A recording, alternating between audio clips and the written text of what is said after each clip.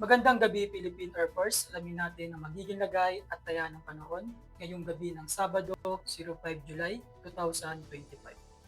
Ang minomonitor nating bagyo na nasa labas ng Philippine Area of Responsibility na si Tropical Storm Danas o formerly Bagyong Bising ay huling namataan sa layong 445 kilometers west ng Basco, Batanes.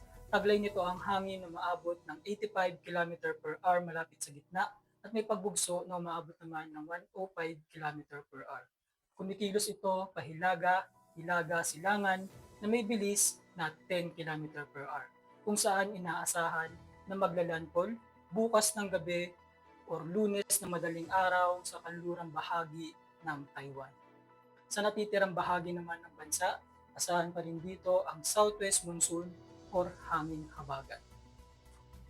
Dahil dito, asahan bukas sa buong Mindanao, Visayas, at Bicol Region ang bahagyang maulap hanggang sa maulap na kalangitan na may mga pulupulong pag-ulan, pagkidlat o pagkulog.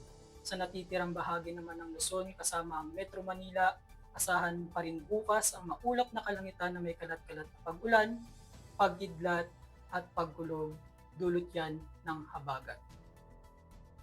Para sa magiging lagay at taya ng panahon sa loob ng 3 araw, simula Lunes hanggang Miyerkules sa Metro Manila, Cavite, Angeles at Lipa, asahan pa rin ang maulap na kalangitan na may kalat-kalat na pag-ulan, pagkidlat at pagkulog.